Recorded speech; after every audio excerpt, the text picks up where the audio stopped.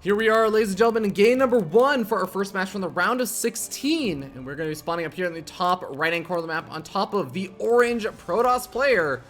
Give it up for TAiLS. And his opponent spawned down here in the bottom left-hand corner of the map. The blue Terran player goes, it seems, by the name Ultimate in-game, but on the bracket he is known as Easy Peasy. Easy Peasy 1, it would seem. As, I don't know, he apparently, I guess, had an easy peasy time with his first match, so who knows how things will go. Again, TAiLS is going to be very much considered a little bit more of a stronger player than Believe, so waiting to see how things are going to go. Dust Tower is definitely one of those maps that I think really does favor a lot of the drop aggression, so wouldn't be too surprised on this particular game to see a lot of the drop harassment, Widowbind drops and everything, if we're going to be seeing that from Ultimate. I guess I'll just call him Ultimate since it might be a little bit easier to remember. For anyone who's like maybe tuning in, they'll be like, why does he keep talking about Easy Peasy? Who's this Easy? Who's Easy Peasy? But Ultimate, yeah, I think there's going to be a big potential for Widowbind drops, Liberator harassment, all kinds of just harassment where the Protoss player or even the Terran player, they grab their third expansion. They are going to be split up between defending these kind of 3 bases, which is short by air, long by ground. But at the same time, that's kind of one of the cool things that I really like about Legacy of the Void. It's sort of changed that same dynamic that used to be like, oh, this is a great map for drops. It's going to favor the Terran player. And with the Warp Prism being so utilized these days by Protoss players, it really does kind of change that dynamic. It now sort of makes it a lot more so that Protoss players can actually get a really nice sort of advantage on maps that allow for a really heavy drop harassment. So they move in with those adepts. They're constantly moving in between third expansion and the natural expansion, dropping back and forth, shading those adepts around. And this is definitely a very nice map to go for those kinds of adept harassment plays. I've seen many a player actually do quite well with that. Although I will actually say there are a few players, and I'd love to actually get someone like Puck's thoughts on this, but I feel like, for example, Puck is one of those North American players that I always see on this map, in this matchup. He won't go for the really fast adept drops or anything like that. He'll always go for those Stargate openings. And I would love to know kind of the reason why, if it's just kind of he's afraid or wants the additional help in dealing with that kind of drop harassment from his opponents, or if there's something else really kind of going on. I guess the Oracle's also going to be pretty effective at it. Oh, looks like we had cancel. Was that maybe a reactor was building or something? Ultimate may have been making a small little mistake. I was going to set back behind that timing for the Barracks' add-on. Not a huge deal, but it's still going to slightly delay Stim if you had any kind of fine timings that he was planning to hit. We did have a Robo and a Twilight Council being thrown down, so TAiLS going for Blink. This is probably the most standard style of PvT macro that you could possibly play. So many players have actually tried to go for something like this, but we do have a couple of Hellions actually trying to go for the big run-in over here and managed to make their way into the natural expansions pretty surprisingly. Adept is going to be trying to greet them, and this Hellion is getting some pretty good hits off and managing to kill a couple of workers here and there. Up to 4 workers already, getting up to 5, maybe able to get 6 or 7, and wow, just 2 Hellions be able to kill 7 workers this early on? Ultimate, this is like such a weird push in. This is such an unorthodox timing. And I mean, TAiLS had his Mothership Core out, probably could have done a photon overcharge if he really wanted to, but he didn't exactly go for any kind of crazy walling off over at the front to make sure that no Reapers or Hellions or anything else ran up the front door. So I can kind of understand why he wouldn't want to do the photon overcharge. It's not exactly like he'd be able to keep back those Hellions pinned for a little while to actually heat those shots. They'd just walk straight past it, but still, definitely a little bit of an underreaction, and TAiLS definitely suffers from it. Losing a total of 7 workers does set him at even worker counts, but I mean, of course, you have to remember those mules for Ultimate are really going to be adding in, as well as the fact that the 3rd command center is already finished up, and that was a really light investment from Ultimate. That was an incredibly light investment. All he had to do was sacrifice 2 Hellions, and he got scouting out to see the Robo and the Twilight Council, saw the Stalkers that were made, and of course, seeing the Stalkers, you probably can guess that, hey, my opponent's probably not going for a big adept attack. They're probably getting resonating glaives from that Twilight Council, they're probably getting Blink from that Twilight Council, not resonating glaives. So all these kind of things can definitely add in. Widowmines do go off, killing off a couple of workers, as well as actually getting one of the Stalkers. And oh, there's even a 3rd Widowmine hidden back over there. Last Widowmine does go off in the natural expansion. This one does get avoided, but it looks like a total. We have 5 more workers killed off by these 3 or 4 Widowmines, as it looks like all the Widowmines are going to go down. So maybe a little bit of a win over there for TAiLS. I mean, that's not the worst trade in the world, but he is falling behind in economy. And Ultimate is just kind of doing a really nice job trading off small little bits of his army or small little bits of harassment in exchange for the economy of TAiLS, and TAiLS is starting to struggle with that, I feel. Only sort of surprise over here is that the medevac runs over the 3rd Nexus and sees that it's there, and I guess Ultimate really should be able to just move down to the low ground, start establishing that 3rd orbital command pretty soon, and actually start mining from it to make use of all those workers, because I do believe, yeah, he's starting to get a little bit oversaturated in his main base, even starting to mine out a little bit, definitely oversaturated in the natural expansion, so I'd love to see him actually transfer over. I'm not too sure what he would really be afraid of.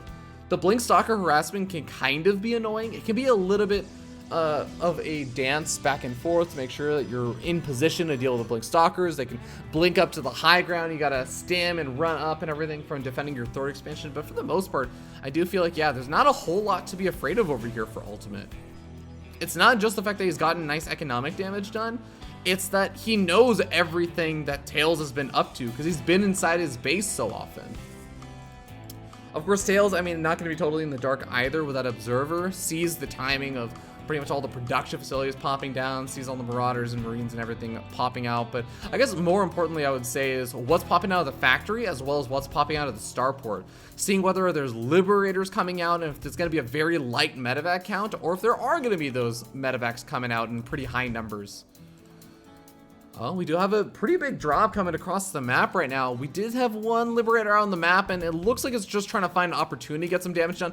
Is going to find that opportunity over that 3rd expansion. This is what I was talking about. This is a great map for drops. You can get a lot of nice harassment in. A lot of Marauders dropped in the main base. This is going to be pretty effective against the purely Stalker composition, or mostly Stalker composition. But the Stalkers do manage to blink up, taking out one of the medevacs. But this Liberator has been going ham, killing off 11 workers so far. Going to be able to even get a Stalker for its troubles before going down. We're down to just 44 workers on the 3-base economy for TAiLS, and TAiLS is hurting. TAiLS is hurting pretty gosh darn badly right now. Ultimate is just, I guess this must have been something similar to how I imagine the Games vs. Believe have been going, or went earlier on, because Ultimate is just in pretty firm control right now over this series. More Widowmines are going to be coming out. He doesn't exactly have a super duper small army either. He's leading up in upgrades. 1-1 finished up. He has a 73 army supply army versus a 50 army supply army. TAiLS doesn't exactly have like a big amount of splash damage tech or anything. He's at 10 observers? Are you kidding me? Why do you need 10 observers? Like, okay, look, this is impressive, but seriously, dude, some of these could just be pylons. Like, these could just be pylons, and I feel like it would accomplish the same thing. Make some immortals. You need the army, and I think not having an army is really going to cost him over here. He gets some good force fields off and kills off a chunk of this, but oh my god. TAiLS, I really feel like it's starting to fall apart over here. Losing all the sentries, all it does is it leaves them with pure adepts, which, by the way, I mean, yes, they have resonating glaives, but they can't deal with the medevacs at all, so more Stalkers have to be warped in. I guess some of the Stalkers sitting over the backside in the natural expansion, which, by the way, still very barren just because there's only 46 workers out right now, and that's on top of the fact that he's still producing 3 at a time. He's just been losing them so often. And I guess that is sort of the one big fear over here for Ultimate, is that he does end up trading out too many units, loses too much of his army, and could end up suffering just a big counter swing across the map. But again, like I don't feel like he's really getting into that situation.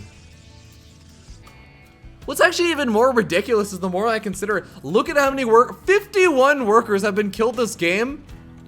And look at how many observers there are. You make observers so that you don't suffer damage to all of these drops.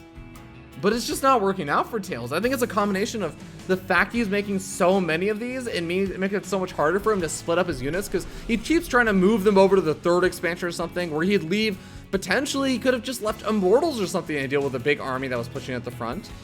And he would have been able to deal with some of the medevac drops and all that stuff, of course, and then having the Stalkers ready in position to deal with the Liberator harassment. I feel like having just bigger of an army instead of so many observers actually would have helped out quite a bit.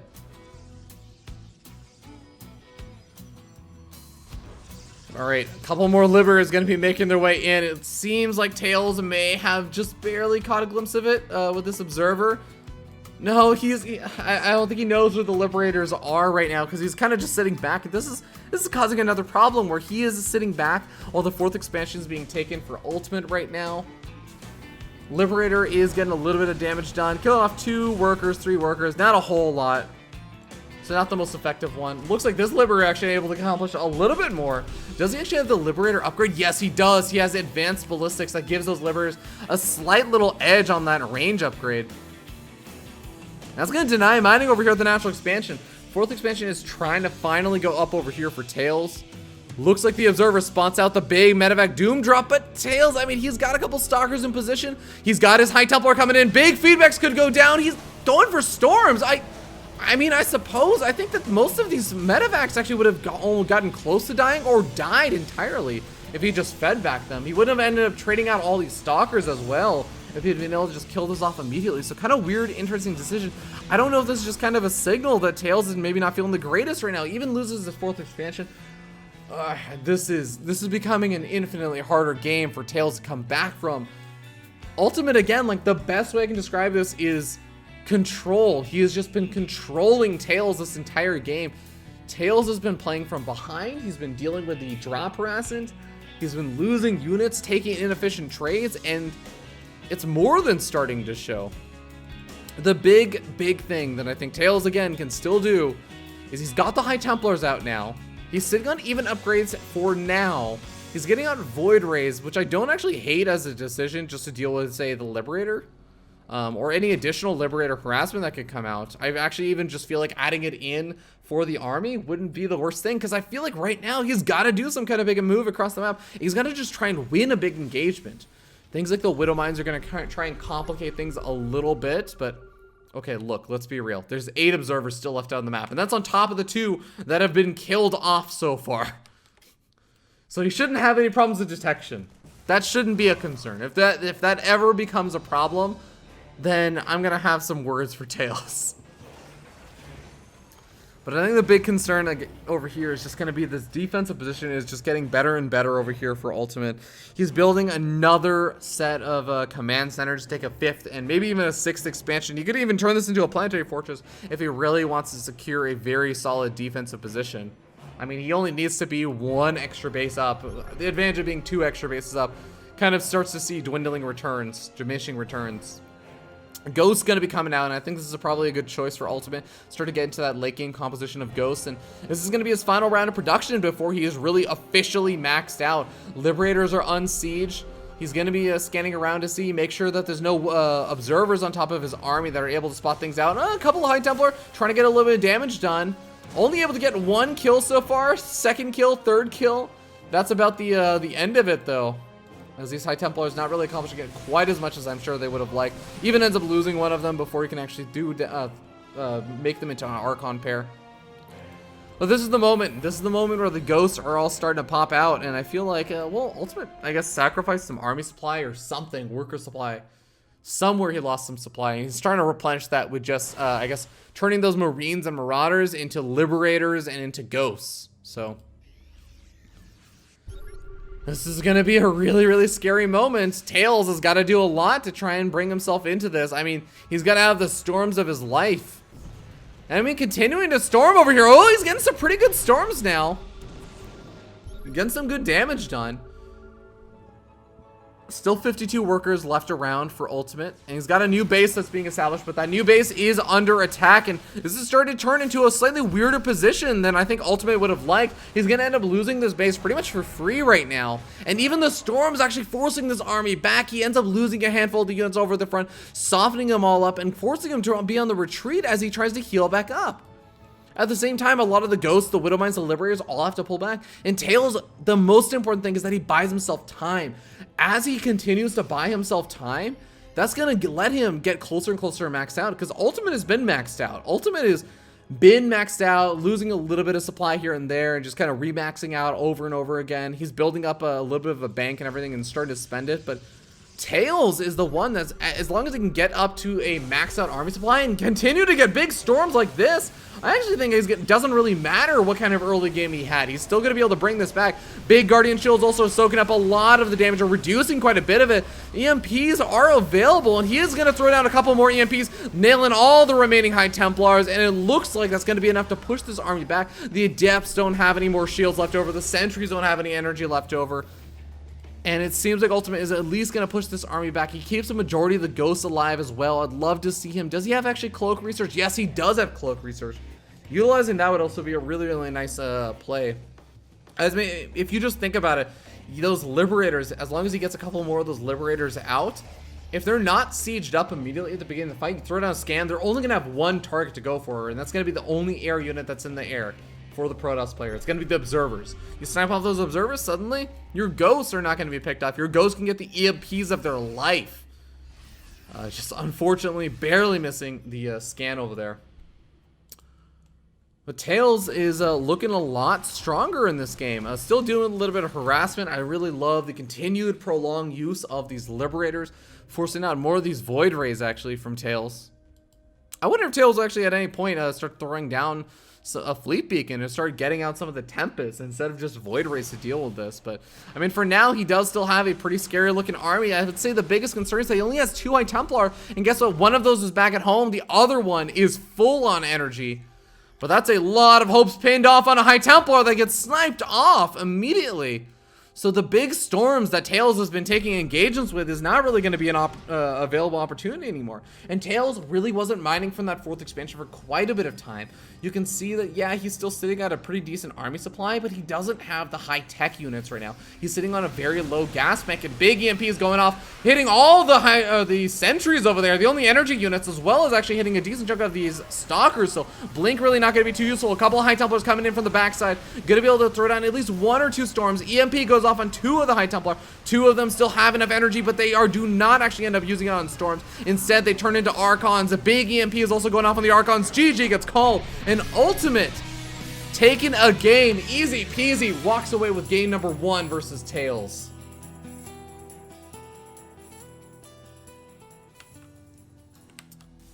And I am impressed. I am definitely impressed. I really don't know a whole lot about this guy. Supposedly, I think that I may have seen him like around in occasional brackets or something, but definitely not a person that would look at a bracket and say like, oh man, easy peasy signed up today. We're gonna have a pretty cool bracket. Like that's not kind of the level that I always thought of this guy as. But he is definitely showing me up, and showing up TAiLS, showing up just Protoss in general. So we're gonna wait to get the invite for game number 2. But we're going to hop to a short little break before that while the players get the lobby set up. So you guys are watching the Chairs4Gaming Cup number 6. We'll see you guys in just a little bit. Alright, ladies and gentlemen, here we are in game number 2. I first of all actually want to give a huge thank you to some of the people. I did miss some of the resubscriptions. We had, I believe it was Funky Monkey 2012 resubscribed for 5 months in a row. Thank you so much for resubscribing, as well as Fiscal Frank SC2 resubscribe for 4 months in a row. So big thank you to both of you guys. Definitely appreciate it. And I'm sorry I came to this a little bit late. I don't actually have Twitch alerts set up or anything, so I don't really get those notifications over here in case you guys haven't noticed. But here we are in game number 2. Let's go ahead and jump in and introduce the players as we spawn down here in the bottom left-hand corner of the map. Top of the orange Protoss player. Give it up for TAiLS. And his opponent, spawning down here in the bottom right-hand corner of the map, has already taken out one really solid North American Protoss player and is on the verge of taking out a really solid Korean Protoss player. Give it up for TAiLS. I'm actually gonna make sure really quickly I'm not going crazy, just because it's something I have a paranoia about this sometimes. I want to make sure that I'm not thinking of like the wrong TAiLS or something as you guys can probably hear me tapping out. Yeah, this should be the correct TAiLS that I'm thinking about, the Korean TAiLS. So I'm interested to see what exactly is, what went right about that last game. Well, I would say the harassment. The harassment just gave Ultimate such a ridiculous lead. TAiLS almost managed to bring it back, and that's where I would say TAiLS maybe still has a bit of an edge as it goes to that late game. He was able to take really good engagements. The engagements themselves, I think went fairly well for TAiLS overall. Up until I think where the ghost started coming out, you know, just the overpowering macro I think for ultimate was a little bit too strong. But the harassment was constantly pulling TAiLS like further and further behind. Even to the point where a Protoss player who had been chrono boosting out the double upgrades and everything was actually still behind in upgrades just because he couldn't actually have the economy to afford producing the units he needed and getting up the tech and also getting his upgrades. So a lot of things definitely went quite well for Ultimate in that last game.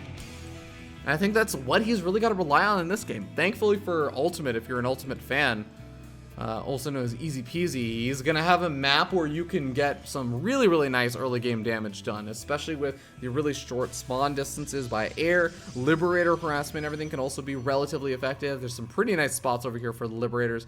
You can siege up on that mineral line. And jumping in between the third expansion and the natural expansion also going to be potentially effective. And even above the third expansion can actually be a pretty effective spot for Liberator, medevac drops, etc. And Protoss players definitely will start to feel a little bit more spaced out or spread out. But this is kind of what I was talking about. Dust Towers is also a pretty nice map for that kind of harassment style. And I would actually say that we didn't really see any form of harassment from TAiLS. He didn't do anything to really take advantage of that. He didn't get out a Warp Prism as far as I'm aware. He just actually, yeah, that's another thing. Like, look, TAiLS, I understand you like your observers. A lot of people could really dig that. Pig Baby, probably one of your best friends. But 10 observers just seems overly excessive when, you know, you could have, for example, invested some of those, some of that robotic facility build time into a Warp Prism to keep your opponent a little bit more at bay, to keep them at home with some of their units and make sure that they're not just committing all of their units back or on the out on the offensive. I mean, look at this right now. There's absolutely nothing back at home for Ultimate right now. If there was any kind of Warp Prism coming out, and there is going to be a Warp Prism coming out, so really all he's going to have to do is deal with any kind of initial rounds of units. But Observer is going to spot out the medevac so far. And TAiLS should be given enough time to actually appropriately react. Stalker's already making their way over. Photon Overcharge goes down on top of both of the pylons. It's going to be able to take out almost all of the Marines almost instantly. 2 Marines left over. They're going to make their way over to the natural expansion. Maybe try and kill off 1 worker before trying to boost on out of there, as that is almost exactly what they try and do, as the Marines left to die, unfortunately for them. Medevac will be able to at least make it off into the corner, if not make it out of there alive a little bit later on. But the Warp Prism is now making its way out. Oh, Liberator does catch the Warp Prism.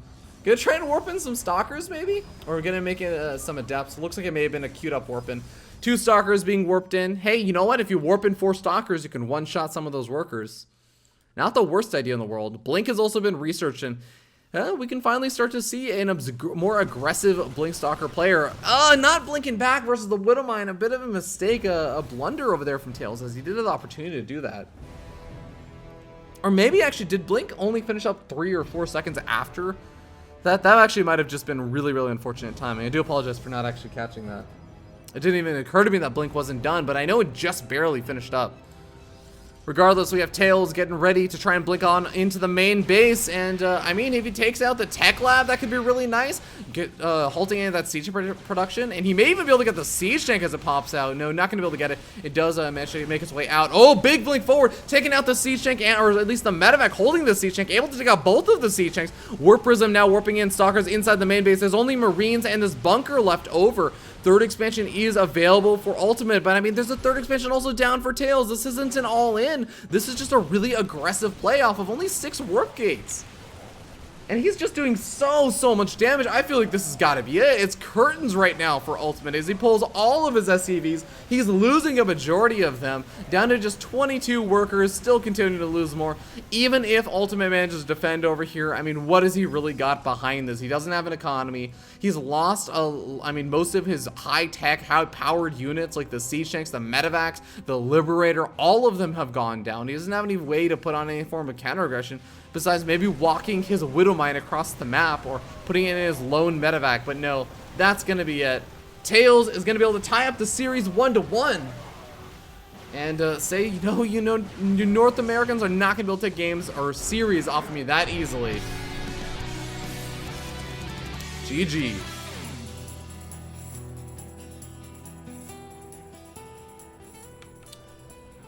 All right, well, TAiLS ties up the series, and that does bring us to the ace match. I'm actually getting word from someone saying that it still says Matcherino Cup at the top of the title of the stream, so let me go ahead and update that. Chairs4Gaming Cup.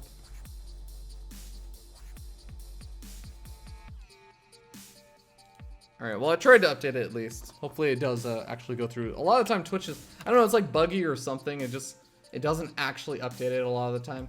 But while we check out and see what the next map is going to be and wait for the players to actually invite me out for that, I do want to really quickly give some bracket updates. We did have Game Time advancing on over Quali. I think I mentioned that before. Mini Razor advancing on over Paper Boat. I think those are two slightly more expected results. Pili Pili, I think already I had mentioned this, advanced on over Nero. Matisse is playing off versus Beastie Cutie right now, who did end up beating the Walrus. Kelazur advances on over Arrow. Winner of this series is actually going to go on to face off versus Kelazur. We have Solo, who advanced on over Eric, the Brazilian Protoss player, I believe. And Tang Tang and Cats are still currently playing.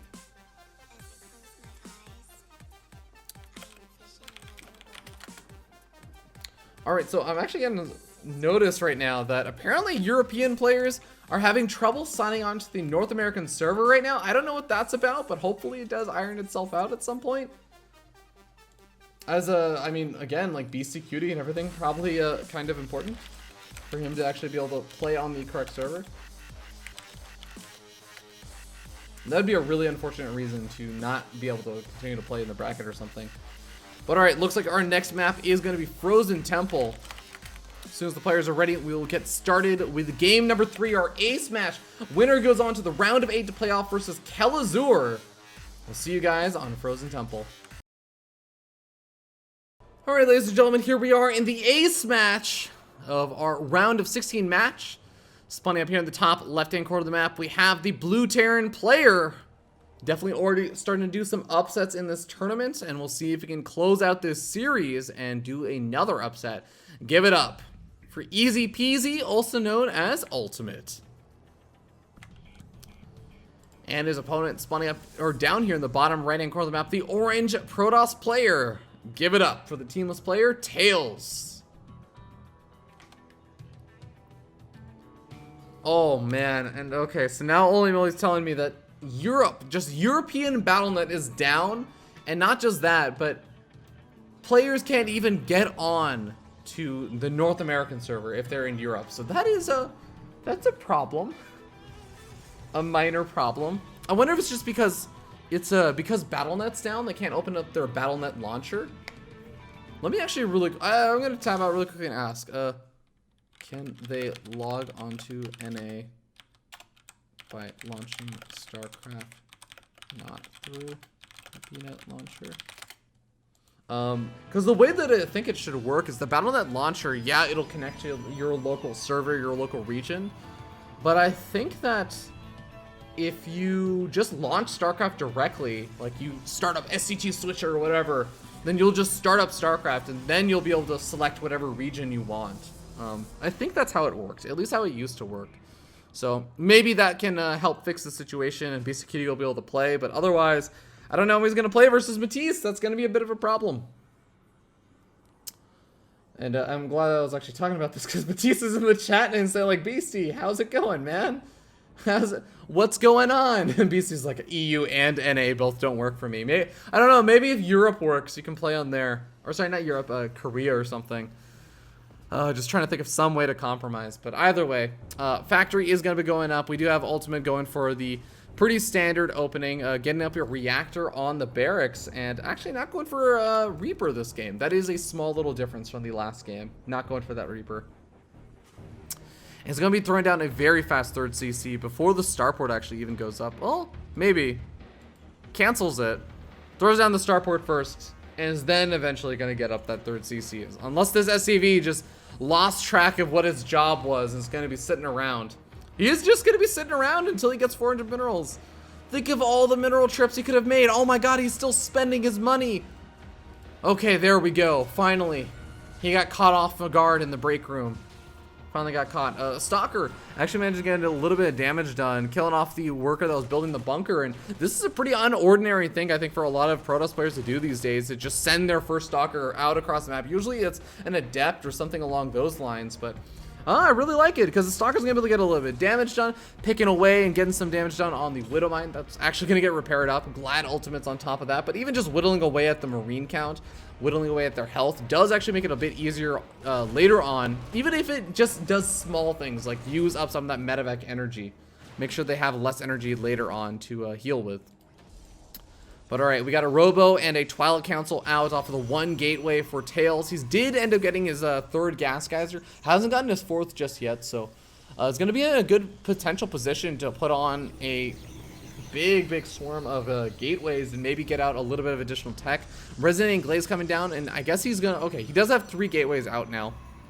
So he's going to be able to pump out a lot of Adepts, but I really do feel like the third gas geyser is kind of interesting if you're going to be going for that Adept play, because I think that oftentimes, if you're just going for 3-gate Adept and you're looking to grab a fast third, you can do this off of 2 gas geysers. I may not be like maybe there's another way to do it or something, but that's at least the style that I'm familiar with.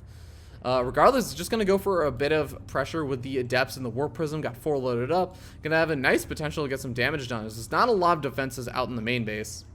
Third expansion does eventually finally go up, and ooh, there is a Liberator out, and the Liberator is on the hunt right now for the Warp Prism, finds it, and is going to be able to whittle away at it. Okay, that air blocker causing a couple of problems for this Liberator. But here we go. Liberator is starting to focus fire down that Warp Prism. Going to halt any future Warp-ins eventually, as long as he's actually chasing that. He's not continuing to chase. He's actually trying to siege up the Liberator, try and get some Adept pickoffs. Does get a little bit of damage done on one of them. And oh, I love this. Raising up the supply depot, preventing those Adepts from actually escaping out of the main base and saying, okay, you killed 19 workers. You've basically won this game or killed me. But at least I'm going to prevent you from killing any more. Maybe I can just win with a counter sling. But oh my god, there's just so much damage done already. I don't actually see how he recovers from this. Siege Tank barely gets saved. And I mean, some really nice micro over here from Ultimate. I mean, this is straight out of SC2 Master, but is it going to be enough? It doesn't look like it. The Siege Tank goes down. More Stalkers pushing out at the front. These Stalkers can just walk on past the bunker, but no, they say there's nothing in it. GG gets called. TAiLS walks away with a victory and advances on to the round of 8, 2-1.